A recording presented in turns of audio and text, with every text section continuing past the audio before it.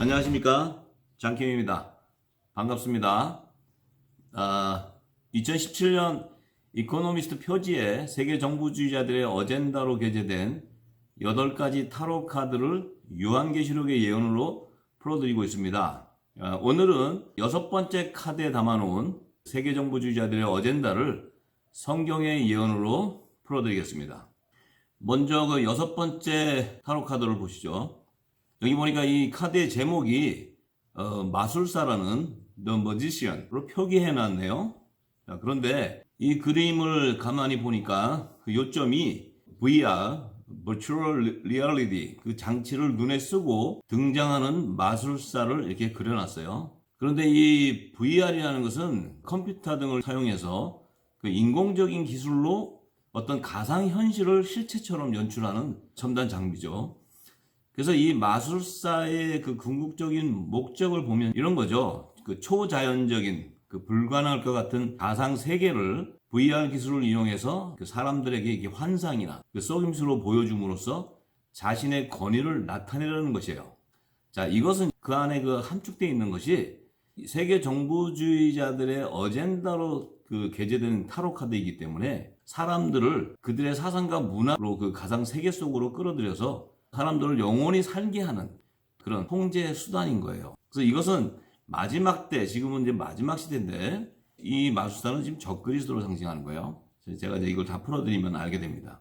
이 마술사로 변장한 적그리스도가 그 성경의 진리를 변개해서 자신이 메시아인 것처럼 사람들을 속여서 그 마지막 때 사망의 길로 인도하기 위한 그런 전략이에요. 자, 또 보면은 그가 3D 프린터를 가지고 이렇게 작동을 하고 있어요. 이 3D 프린터는 4차 산업의 기술 혁명으로 개발한 거죠. 모든 사물들과 심지어는 이제 인체의 장기들을 인공으로 제조해서 인간의 수명을 연장할 수 있는 첨단 장비예요. 이것은 사람들에게는 유용하게도 쓸 수 있지만 사실 그 적그리스도의 세력들이 그 장비를 가지고 이 사람들을 가상세계에서 영원히 살 수 있게 하는 그런 도구로 사용하는 거예요. 그래서 그것은 마지막 때 영원한 하나님의 나라 통치권자로 오시는 메시아의 재림을 방해하고 부정하게 하는 그런 수단으로 사용하는 거예요. 왜냐하면 사람들에게 3D 프린터, 사람이 만든 이 첨단 장비로도 인간이 영원히 살 수 있다는 것을 사람들에게 계속 세뇌시키는 거죠. 그래서 사람들이 영적인 하나님의 말씀을 깨달을 수 없도록 사람들의 생각과 사상을 붙잡는 거야. 그러니까 문화 자체를 완전히 지금까지 기존의 문화를 새로운 신문명의 문화로 다 바꿔서 사람들의 삶 자체를 그들이 통제하고 그들 밑에서 종노릇하게 하는 노예 제도를 부활시키는 거예요.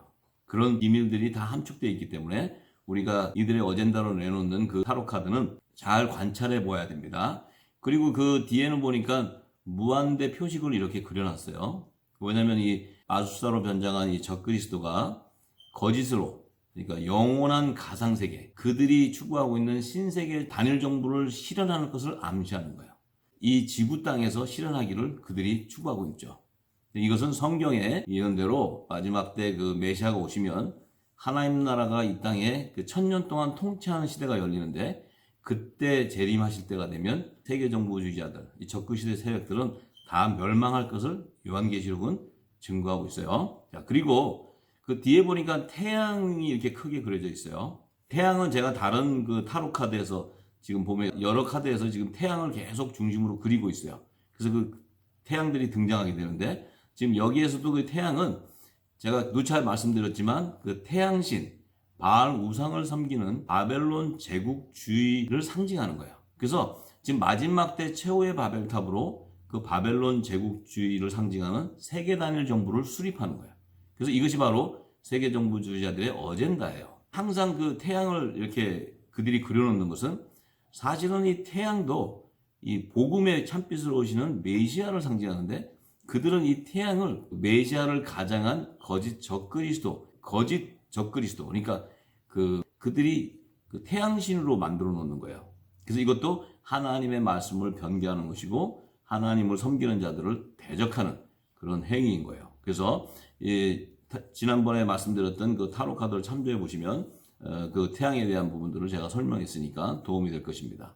자, 그러면 이 마술사의 정체가 누굴까 찾아봐야 돼요.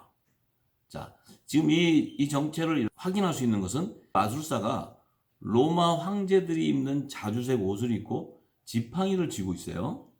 자, 이것은 제가 네 번째 타로 카드에서 자주색 옷과 지팡이를 든 운둔자를 상징하는 것이라고 제가 말씀드릴 때 그 운둔자가 바로 적그리스도인 것을 제가 다 설명해 드렸어요. 참조해 보시면 압니다. 그래서 이 마술사는 가톨릭 교황과 예수의 조직을 뒤에서 조종하는 그런 적그리스도를 상징하는 세계 단일 정부의 수장이라고 제가 증거했어요. 그래서 여기서도 세계 단일 정부의 수장인 적그리스도인 것을 드러내는 거예요. 자, 그래서 우리가 먼저 알고 이제 이 카드를 해석하면 모든 것이 다 그들의 어젠다가 다 드러나게 돼 있어요. 자, 그러면 지금 이 적그리스도를 상징하는 세계 단일 정부의 수장이 지금 우리가 살고 있는 이 시대 마지막 때인데 이때 누군가가 가장 궁금할 거예요. 사실 뭐 여러 설들이 있지만은 이 적그리스도가 아직 등장하지 않았기 때문에 지금 이 타로 카드로 그들의 어젠다를 이렇게 드러냈을 때는 그에 대한 정체를 노출시키고 있는 거예요. 그런데 지금 저 사람이다, 이런 나라다, 뭐 미국의 지금 트럼프가 적그리스도다, 여러 가지 다양하게 지금 얘기를 하는데 가장 중심은 성경의 진리에서 발견해야 되고 마지막 때 하나님의 예언이 성취되는 요한계시록의 말씀에서 그들을 다 찾아내야 돼요. 그러면 정확하게 다 나옵니다. 구약 성경에는 다니엘서, 신약 성경에는 요한계시록에 그들의 정체와 그들의 시기가 다 드러나져 있어요. 그래서 그 예언을 풀면은 그 적그리스도가 누구인가가 다 드러납니다. 자, 오늘 그 적그리스도의 실체가 드러날 것입니다. 자, 그러면 이 적그리스도의 실체를 성경의 예언에서 한번 찾아보죠. 구약 시대에 보면 다니엘서 2장에 하나님께서 이 태양신 우상을 섬기는 바벨론 제국의 느부갓네살 왕의 꿈을 통해서 금 신상을 이렇게 보여줬어요. 그래서 그 다니엘이 하나님의 지혜를 받아서 그 느부갓네살 꿈을 해몽해 주는데 이제 그 금 신상에 대해서 여러분들이 다 많이 알고 있을 거예요. 그런데 제가 오늘 말씀드릴 것은 그 넷째 나라로 등장하는 그곳에 지금 이 적그리스도의 정체가 감춰져 있어요. 그래서 제가 그것을 드러내는데 먼저 금신상에 대해서 잠시 요약해서 설명해 드릴게요. 금신상을 이렇게 보시면 금머리는 바벨론 제국의 느부갓네살 왕을 상징하는 것이고 또 은가슴, 은으로 된 가슴은 주전 558년경에 페르시아 제국과 합병하여 메대와 바사 제국을 상징하는 거예요.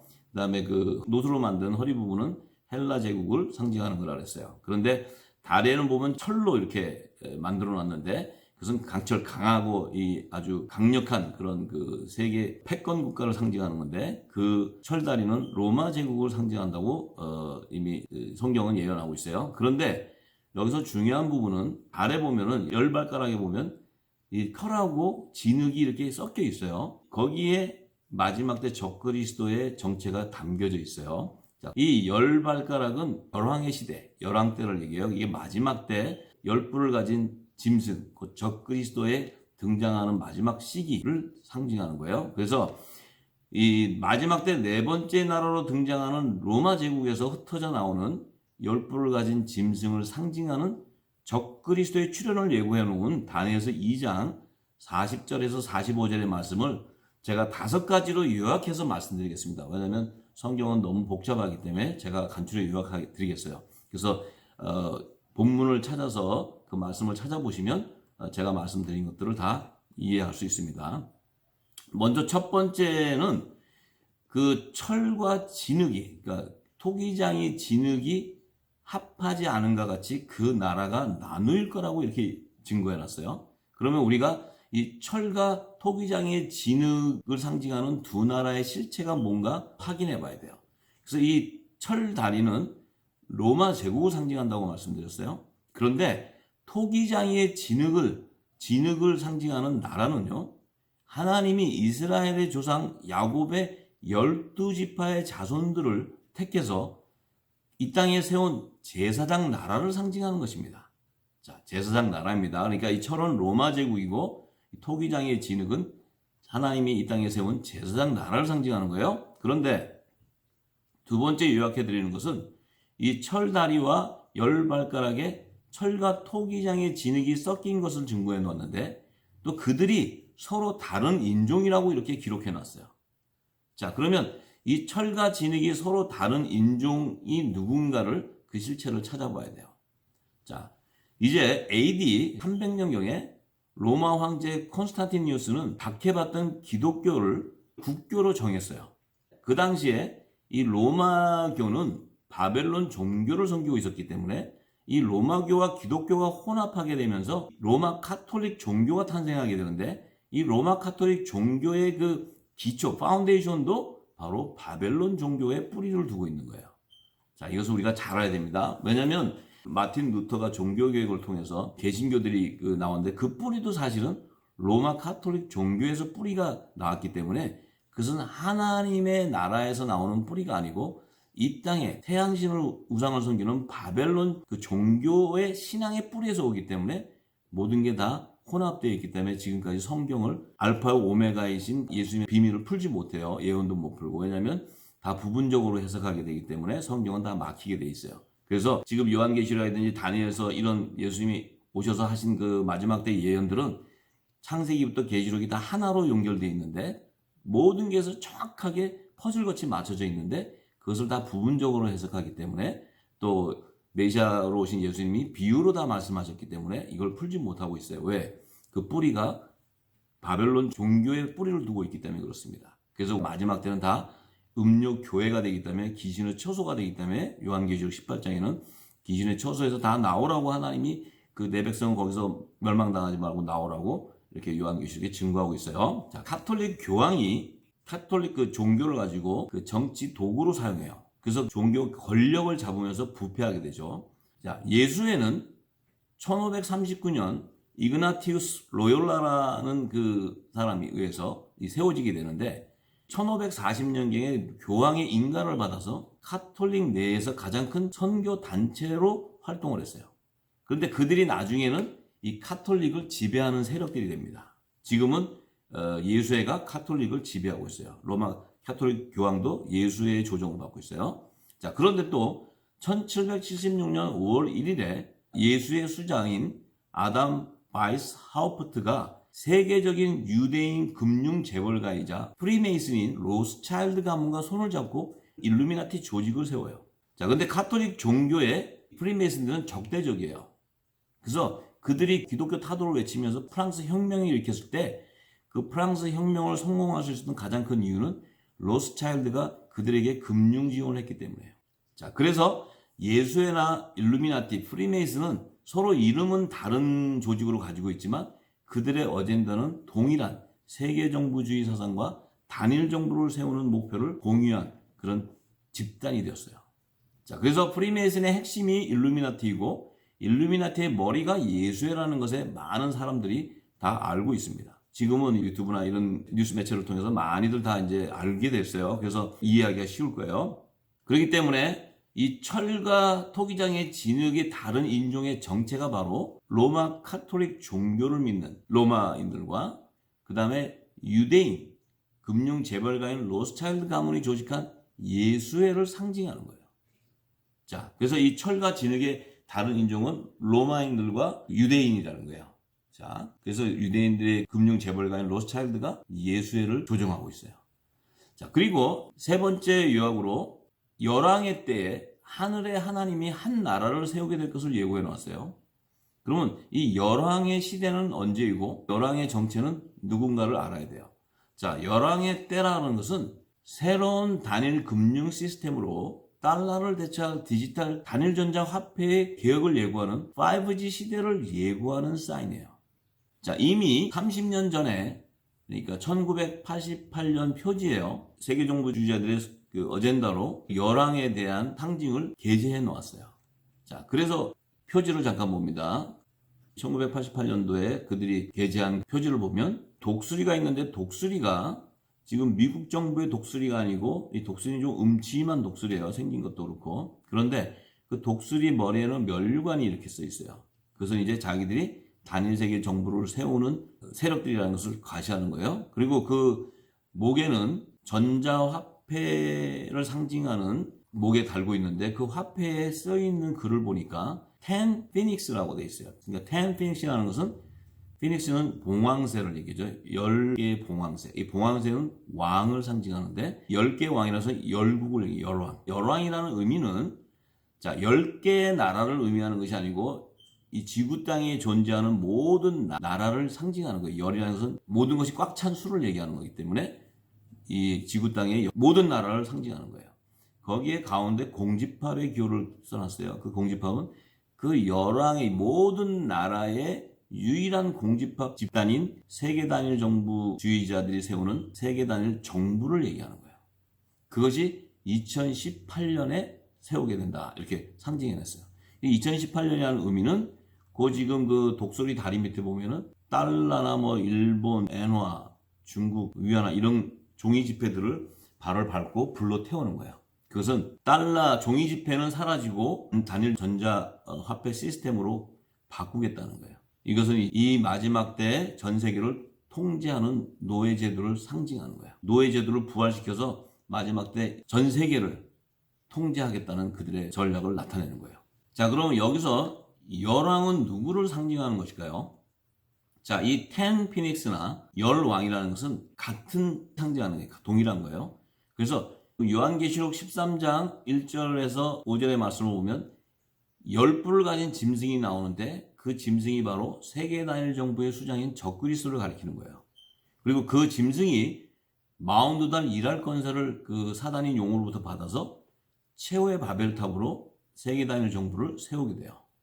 자, 그래서 요한계시록 13장에 보면 그들이 단일 금융 시스템을 통해서 매매표로, 그러니까 단일 매매표, 이게 디지털 전자 화폐죠. 이것을 짐승의 표로 만들어서 통제하겠다는 것을 예고해놔요. 자, 그래서 이 열왕이라는 의미는 10개의 나라를 의미하는 것이 아니고 이 지구 땅의 모든 나라에서 10뿔을 가지는 권세를 가지는 세계 단일 정부의 수장을 상징하는 거예요. 자, 그래서 그가 이제 나오게 되는 거예요. 자, 그러면 결론적으로 이 마지막 때 넷째 나라에서 나오는 10뿔을 가진 짐승을 상징하는 세계 단일 정부의 수장은요, 카톨릭 교황과 유럽 연합과 미국의 화폐 발행권과 통화 조절권을 소유한 예수의 조직을 움직이는 세력인 유대인 금융 재벌가인 로스차일드 가문을 말하는 거예요. 자, 그래서 그들이 지금 은둔자로 숨어서 조정을 하고 있어요. 지금 미국의 트럼프 정부와 트럼프 대통령과 지금 치열하게 암투 싸움을 하는 것도 바로 그 뒤에서 로스차일드 수장이 조정하고 있는 거예요. 이게 세계 단일 정부주의자들, 또 글로벌리스트들, 그 소수 엘리트 집단들, 또 미국 정부의 그 딥스테이트들, 이들은 전부 예수회가 운영하는 학교를 다 졸업해서 다 예수의 조직들이에요. 그래서 그들은 이 로스차일드 가문이 그 전 세계의 금융시장을 장악하고 있는 그들의 지금 앞잡이 노릇을 하고 있는 거예요. 자, 그래서 이제 그 로스차일드 가문 중에서 수장이 이제 등장하는 그자가 누군가 우리가 유심히 살펴야 돼요. 왜? 제가 이 뒷부분에서 다시 설명드릴 건데 그곳에서 이제 적그리스도가 나오게 돼요. 결국은 유대인이지만 그들은 실상은 유대인이 아니에요. 그들은 사단의 회예요. 그렇지만 그들은 유대인처럼 행색을 하고 있어요.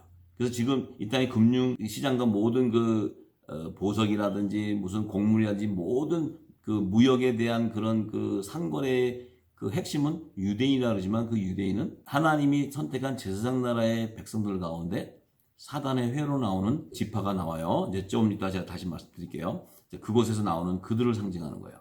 자, 그래서 이제 네 번째로 요약하면 철과 녹과 진흙과 은과 금으로 세운 금신상을 부서뜨리는 산에서 뜨인 돌이 날라와서 부서뜨린다는 거예요. 그래서 그 뜨인 돌의 실체는 누구인가 하는 거죠. 그 실체가 바로 성경에는 산돌이신 예수 그리스도를 상징하는 거예요. 그래서 그분이 마지막 때는 이제 만왕의 왕으로 다시 재림하셔서 오실 때 전 세계를 노예하고 있는 세계 단일 정부의 수장인 적그리스도와 거짓 선지자들의 세력을 멸망시키는 것이 요한계시록의 예언이에요.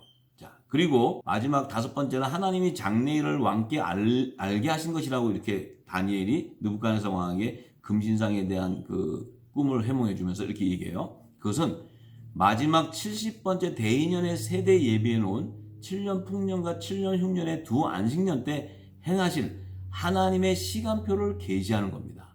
그래서 이것이 요한계시록과 예수님이 오셔서 마지막 때에 대한 한 세대에 대한 그 비밀한 계시들을 다 열리고 다니엘서가 열리면요, 이것이 정확하게 드러나게 됩니다. 이것은 이미 3,900년 전에 애굽의 바로 왕의 두 꿈을 통해서 그 지혜와 총명의 영을 받은 요셉이 풀어진 그 7년 풍년과 7년 흉년의 두 안식년 안에 모든 하나님의 마지막 때 행하실 일들이 다 함축되어 있어요. 이제 그 안에는 마지막 때 열방의 회복을 이루는 시기도 등장하게 되고 모든 것이 다 드러나기 때문에 이것이 다 하나로 동일하게 맞춰져야 하나님의 말씀은 진리이고 성경의 모순을 입증하게 되는 거예요.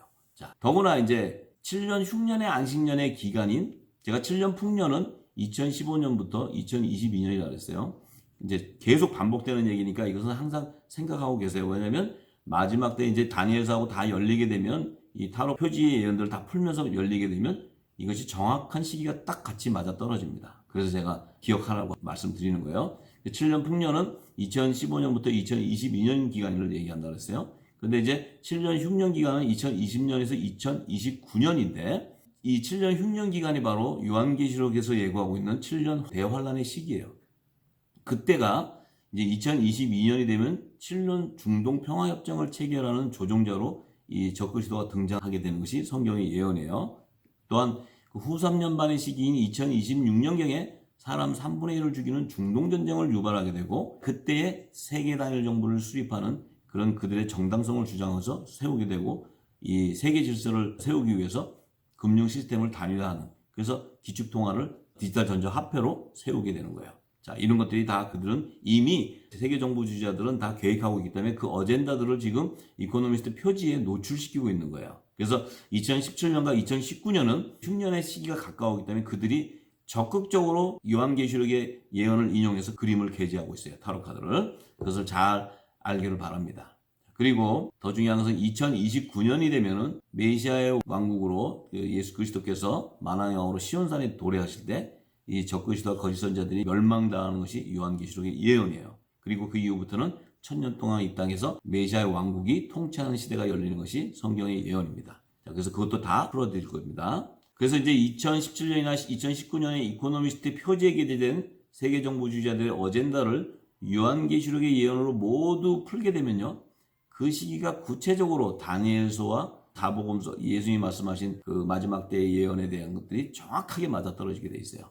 자, 이것이 이제 마지막 때가 되어서 그 하나님의 비밀이 열릴 때가 된 것입니다. 그래서 요한계시록도 전부 다 동일하게 다 예언되어 있고 그것이 정확하게 기록되어 있다는 것을 알게 될 것입니다. 자, 그런데 이제 더 중요한 것은 마지막 때 세계 단일 정부를 세우는 열불을 가진 짐승 곧 적그리스도의 실상이 가장 궁금한데요. 그 실상을 성경에서 찾아보기로 하겠습니다. 자, 아까 제가 예수회의 수장인 로스차일드 가문의 정체가 바로 적그리스도라고 제가 말씀드렸어요. 그런데 요한계시록 2장 9절에 보면 이렇게 얘기를 합니다. 자칭 유대인이라 하는 자들의 해방도 하노니 실상은 유대인이 아니요 사단의 회라고 이렇게 증거합니다. 자칭 유대인이라는 거예요. 그런데 실상은 유대인이 아니고 사단의 회라는 거예요. 지금 이 로스차일드 가문은 자기신들은 유대인이라고 그래요. 그리고 유대인의 세계금융 재벌이라고 그래요. 유대인의 재벌. 자, 그러면 그들은 유대인이 아닌가? 유대인이 아닌데 그들이 유대인이라고 하나? 그렇지는 않아요. 자, 그들의 실상을 보면 그러니까 이스라엘의 조상은 야곱이에요. 그 야곱에는 12아들이 있는데 그 아들의 자손들 가운데 단지파가 있어요. 그러니까 단아들이 있어요. 그 단지파의 후예들로 나타나요. 왜 그러냐면 창세기 49장 16절과 17절에 보면 그 야곱이 자기가 마지막 이 땅에서 죽을 때 유언을 남겼는데 12아들을 놓고 다 유언을 남길 때 그 단의 아들에게 이렇게 증거합니다. 그 단은 이스라엘의 한 지파지만 그 길의 뱀이요 첩경의 독사고 발굽을 물어서 탄자를 뒤로 떨어뜨리게 한다. 그러니까 말을 타고 오는 그 만왕의 왕 메시아를 떨어뜨리게 한다는 그 얘기는 메시아를 죽이는 그러니까 뱀의 후손이라는 거예요. 그 뱀의 후손의 후예들이 이 단지파에서 나와요. 그런데 이 단지파는요, 하나님께서 약속의 땅 가나안을 이스라엘 12지파에게 분배를 할 때 그 단지파도 땅을 분배받았지만 12지파 중에서 그 분배받은 땅을 유일하게 지키지 못하고 아모리 족속에 의해서 두로 지방으로 다 쫓겨나요. 그래서 다 도망을 가버려요. 그래서 단지파들은 자기들이 분배받은 땅을 여기서 지키지 못하고 다 버리고 도망가요. 나중에 그 에브라임 지파의 그 여호수아가 그 땅을 다시 다 차지하게 됩니다. 그래서 그들이 어디로 가냐면 두로 지방에 가요. 그 두로 왕은 그 당시에 성경을 보면 적그리스도를 예표하는 거예요. 두로 왕은. 근데 그 두로 지방으로 가가지고 단지파 여자들하고 두로 사람들하고 결혼을 해서 그 혼혈족이 나와요. 그래서 그 혼혈족이 그 솔로몬 왕이 성전을 건축할 때, 그러니까 제1성전 솔로몬 성전을 건축할 때 그들이 솔로몬 성전을 건축하기 위해서 두로 사람과 단지파 여자의 혼혈족들이 와서 솔로몬 성전을 건축합니다. 성전을 건축하고 나서 그들이 그 땅에서 머물면서 솔로몬이 그들을 두로로 돌려보내지 않고 그 땅에 남아서 살게 호의를 베풀어줘요. 그래서 이스라엘의 그 단지파의 혈통은 가졌지만 혼혈족이에요. 근데 이들은 두로 사람, 그러니까 이 적그리스도 뱀의 후손들을 예표하는 그들과 혼혈족이 돼요. 그래서 그들이 와서 솔로몬 성전을 건축하게 되고 그 땅에서 남아 살면서 유대인 행세를 하면서 사단의 회로 열매로 맺혀지게 되는 거예요. 그래서 그들이 예수님이 메시아로 이 땅에 오셨을 때 그 헤롯 성전의 종교 지도자들, 그들이 예수님을 십자가에 죽이는 거예요. 이것이 하나님의 그 구속사의 예언을 성취하는 건데 뱀의 후손들이 여자의 후손을 발꿈치를 문다 그래요. 그래서 그 여자의 후손은 뱀의 정수리를 친다 그래서 십자가에서 멸망을 시키는데 그 예수님을 죽이는 자들의 뱀의 후손들을 단지파에서 예배해놨어요. 자, 그래서 그 요한일서 2장에 보면은 사도 요한이 그들이 우리와 함께 있었지만 우리에게 나간 것은 그들이 적그리스도의 후예들이었기 때문에 우리에게서 나갔다고 이렇게 증거합니다. 그래서 적그리스도는 다른 세상에서 나오는 것이 아니고 이스라엘 12지파에서 단지파의 자손에서 나오는 거예요. 그래서 이 그 유대인의 그 세계 금융 재벌인 이 로스차일드 가문도 유대인이지만 단지파의 후예로 나오는 거예요. 그래서 그들이 마지막 때 사단의 회로 세워지는데 그것이 결정적인 것은 뭐냐? 이 메시아로 오신 예수님께서 그 헤롯 성전을 다 돌아나도 남기지 않고 무너질 거라고 예언을 하실 때 AD 70년에 로마 황제 그 디도 장군이 와서 돌아나도 남기지 않고 헤롯 성전을 다 허물어요. 그 허무는데 지금 그 자리에는 황금돔이 서 있어요. 이슬람사 황금돔. 그런데 자칭 유대인하지만 사단의 회들이 지금 제3성전을 건축하려는 세력들이에요. 이들은 그 제3성전을 건축해서 뒤에서 조정하는 예수의 조직의 수장이에요. 자, 이들이 지금 뒤에서 조정을 해서 왜 세우느냐? 성경에는 데살로니가 후서 2장 3절과 4절에는 이렇게 기록되어 있어요. 메시아가 오기 전에 불법의 아들이 먼저 등장해서 그가 성전을 져서 성전에서 하나님이라고 자기가 자기를 하나님이라고 내세우는 이 멸망의 아들이 등장한다는 거예요. 그 아들이 등장하기 전에는 메시아가 재림하지 않기 때문에 그 성경의 예언을 성취하기 위해서 제3성전을 건축하는 것입니다. 지금 그 건축하려는 세력들이 바로 단지파의 세력, 그 세력들이 적그리스도의 등장으로 나타나서 제3성전을 짓는다는 것은 메시아가 성전, 예수님 자체가 성전인데 메시아를 믿지 않는다는 하나님 말씀을 대적하는 거예요. 그래서 그 제3성전을 짓는다는 것은 재림하시는 메시아를 대적하겠다는 거예요.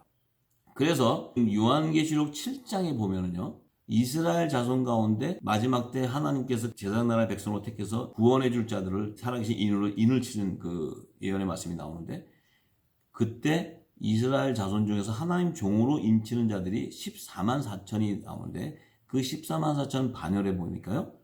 반지파라는 지파가 없어요. 제외돼요. 왜? 이들은 마지막 때 적그리스도의 지파로 나오기 때문에 그 뱀의 후손들로 나오기 때문에 666의 열매로 다 멸망당한 자들이에요. 그래서 그들은 14만 4천의 반열에서 제외돼 버려요. 이것이 바로 성경에서 증거하는 것입니다. 그래서 그들이 이제 후 3년 반에 이제 전 세계를 노예하는 세계 단일 정부를 수립하게 되는 거예요. 그래서 영원한 하나님의 나라를 세우는 메시아의 재림 때가 되면 그 사망의 환란을 통해서 그들이 짐승의 표를 받게 하는 666의 자손들이 드러나는데 이 메시아가 오셔서 다 멸망시키는 것이 요한계시록의 예언의 말씀입니다. 자, 그래서 앞으로 2019년 그 표지의 예언을 풀 때 더 구체적으로 제3성전을 짓는 자들의 실체도 다 드러나게 될 것입니다. 그래서 이 치킨 게임의 방송의 취지는요, 세계 정치 경제를 논하자는 것이 아닙니다. 다가올 5G 시대에 일어날 인류 대재앙을 예고하는 세계 정부주의자들의 어젠다를 요한계시록의 예언으로 모두 풀어서 열방에 공개하는 것입니다. 그리고 마지막 때 노예제도의 속박에서 벗어나는 하나님의 비밀을 함께 공유하는 것입니다. 앞으로 많은 시청 바랍니다. 감사합니다.